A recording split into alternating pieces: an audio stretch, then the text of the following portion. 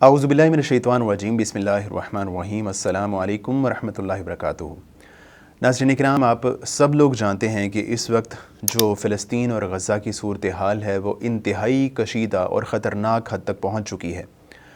बहुत सारे लोग तकालीफ़ का शिकार हैं। 35,000 से ज़ायद लोग शहीद हो चुके हैं इस जंग में, और उन शहीद होने वालों में ज़्यादा तादाद ख़वातीन और बच्चों की है। ऐसे में सोचने की बात यह है कि 7 अक्टूबर का जो हमला हुआ, जो कि हमास की तरफ से किया गया, उसकी ज़रूरत क्यों पेश आई और उनको ऐसा क्यों करना पड़ा। तो आप सब लोग जानते हैं कि जो सरज़मीन है, सरज़मीन फ़लस्तीन, इस पे जो है वो बड़े ही टैक्टिक के साथ इसराइलियों को और यहूदियों को वहाँ आबाद किया गया था, जिसमें जो मगरबी ताकतें हैं उनका बहुत बड़ा रोल और उनका हाथ मौजूद था।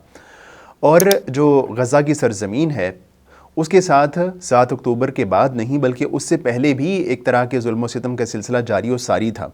और ह्यूमन राइट्स की अपनी रिपोर्ट के मुताबिक गज़ा के अंदर 40% लोग ऐसे थे जो कि बेरोज़गारी का शिकार थे। ये ह्यूमन राइट्स वॉच की अपनी रिपोर्ट है।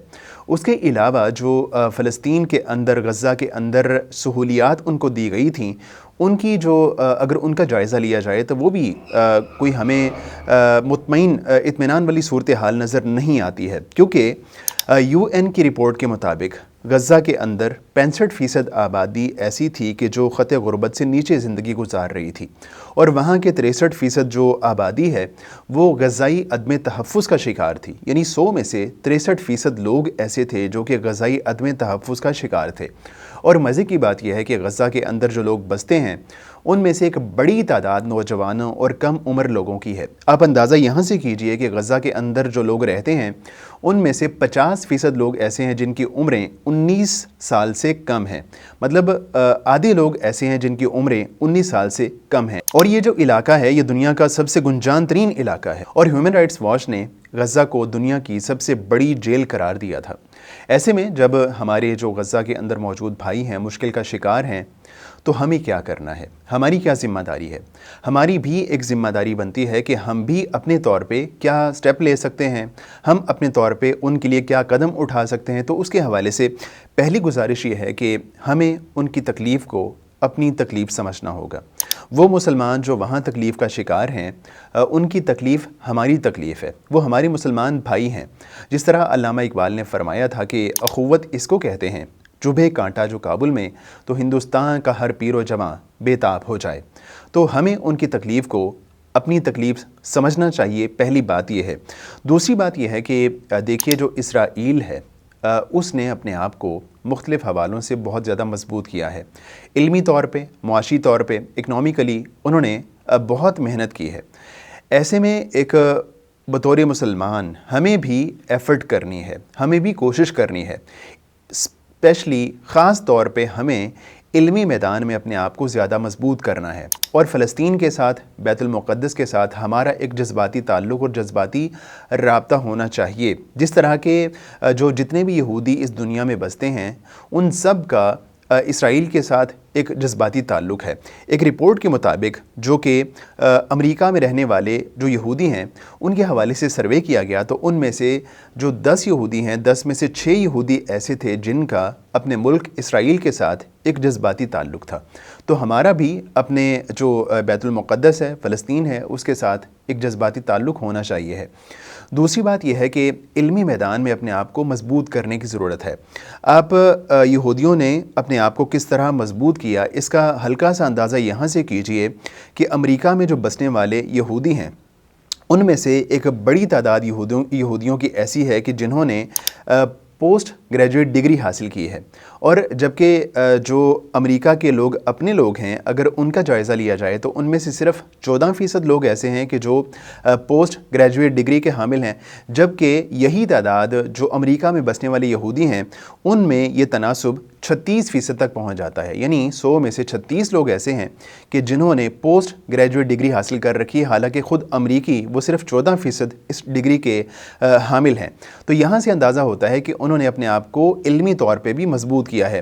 दूसरी बात यह है कि उन्होंने अपने आप को मुआशी तौर पे भी मजबूत किया है। इसका अंदाज़ा आप यहाँ से कीजिए कि अमेरिका में इस वक्त बसने वाले یہودیوں کی تعداد 60 لاکھ ہے، اور ان میں سے 30 لاکھ یہودی یعنی آدھے یہودی ایسے ہیں جن کی سالانہ آمدن $1,00,000 سے زائد ہے، جبکہ اگر یہی تناسب خود امریکیوں میں دیکھا جائے تو یہ تناسب ان کے اندر صرف 19% ہے۔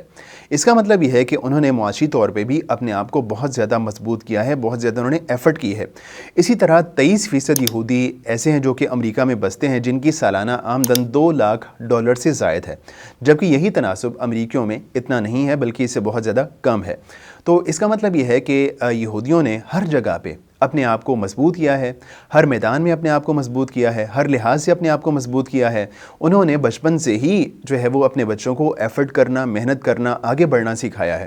تو ہم لوگ اگر ہم بھی ان کا مقابلہ کرنا چاہتے ہیں، بطور مسلمان ان کا سامنا کرنا چاہتے ہیں، تو ہمیں بھی مختلف حوالوں سے محنت کرنا ہوگی۔ آج ہی یہ فیصلہ کرنا ہوگا کہ ہم نے بھی اپنے بچوں کو اس ڈگر پہ چلانا ہے کہ وہ ان کا سامنا کر سکیں۔ اور اس کے علاوہ اگلی بات یہ ہے کہ ہم نے ان کی جو چیزیں ہیں، ان کی جو چیزیں ہمارے پاکستان میں وہ تمام چیزیں جو ملٹی نیشنل کمپنیز کے ذریعے سے ہم تک پہنچ رہی ہیں، وہ تمام چیزیں جو کہ ہم جو ہے وہ باہر سے برآمد کر رہے ہیں، امپورٹ کر رہے ہیں، اور وہ سارا پیسہ ہم باہر بھیج رہے ہیں، تو ہمیں یہ فیصلہ کرنا ہوگا کہ ہم نے اپنی پاکستان کے جو لوکل برانڈز ہیں ان کو جو ہے وہ پروموٹ کرنا ہے۔ ہم نے وہ چیزیں خریدنی ہیں جس کا فائدہ پاکستان کو ہوتا ہو، نہ کہ اس کا فائدہ جو ہے وہ باہر کے لوگوں کو، اور اس کا جو فائدہ ایک لحاظ سے جو ہے وہ اہل یہود کو، یا جو ہے امریکہ، انگلینڈ، جو بھی طاقتیں ان کا ساتھ دے رہی ہیں ان کو ہو، بجائے اس کے ہم وہ فائدہ اپنے پاکستان کا کریں۔ اور جو ہے ہم جو بھی پیسہ خرچ کریں، ہم یہ دیکھیں کہ ہم جو چیز خرید رہے ہیں وہ چیز جو ہے وہ باہر سے امپورٹ تو نہیں ہے، جس کا فائدہ لامحالہ جو ہے وہ اس جنگ میں ہمارا جو دشمن ہے اس کو ہو سکتا ہے۔ اور کچھ لوگ یہ بات کہتے ہیں کہ ہمیں ان کا بائیکاٹ کرنے کا، میک ڈونلڈز کا بائیکاٹ کرنے کا، KFC کا بائیکاٹ کرنے کا کوئی خاص فائدہ نہیں ہوتا، تو یہ بات صحیح نہیں ہے۔ خود آن دا ریکارڈ چیزیں موجود ہیں کہ میک ڈونلڈز نے یہ بات کہی کہ ہمیں جب تک جنگ جاری ہے لگتا ہے کہ خاصے نقصان کا سامنا کرنا پڑے گا، اور اس کو جو مسلمان بائیکاٹ کر رہے ہیں، احتجاج کر رہے ہیں، اس کا فائدہ ہوتا ہے۔ اس کا اندازہ آپ یہاں سے کر سکتے ہیں کہ اسرائیل کے اندر موجود جتنے بھی میک ڈونلڈز کے ان کی برانچز تھیں، وہ میک ڈونلڈز نے وہاں پہ ایک یہودی کمپنی کو دے رکھی تھیں، اور اس کی تعداد تقریباً 250 سے زیادہ تھی، یعنی 250 سے زیادہ برانچز جو ہے وہ اسرائیل کے اندر میک ڈونلڈز کی موجود تھیں، جو کہ ایک یہودی کمپنی نے خرید رکھی تھیں اور وہ ان کو چلا رہے تھے۔ تو میک ڈونلڈز نے جب ان کو اس نقصان کا سامنا ہوا ان کے جو ہے وہ بائیکاٹ کے بعد، تو انہوں نے فیصلہ کیا کہ ہم اپنی ساری برانچز جو ہے وہ جو میک ڈونلڈز کی اسرائیل کے اندر چل رہی ہیں ان کو اس یہودی کمپنی سے واپس لے رہے ہیں، اور انہوں نے وہ ساری برانچز جو ہے وہ ان سے واپس لے کے اب فیصلہ کیا ہے کہ اس کو خود چلائیں گے، خود رن کریں گے اپنے انداز سے۔ اس سے اندازہ ہوتا ہے کہ بائیکاٹ کرنے کا فائدہ ہوتا ہے۔ اگر فائدہ نہ بھی ہو تو ایک مسلمان کا یہ کام بنتا ہے کہ وہ ان تمام برانڈز کو استعمال کرنے سے بچے، جتنا ہو سکتا ہے وہ اس سے بچے۔ اگلی بات یہ ہے کہ ہمیں اپنے مسلمان بھائیوں کے لیے جو وہاں پہ پریشانی کا شکار ہیں ان کے لیے دعا کرنی ہے۔ اللہ کے رسول علیہ الصلوۃ والسلام نے ارشاد فرمایا تھا کہ ایک مسلمان کی اپنے مسلمان بھائی کے لیے کی جانے والی دعا کو اللہ تعالیٰ قبول فرماتے ہیں۔ تو ہم نے اپنے بھائیوں کے لیے دعا کرنی ہے، اور ہم نے کوشش کرنی ہے کہ ان کے ساتھ صدقے دل کے ساتھ جو ہے وہ اللہ تعالیٰ کے سامنے گڑ گڑائیں اور ان کے لیے آسانی کی دعا کریں۔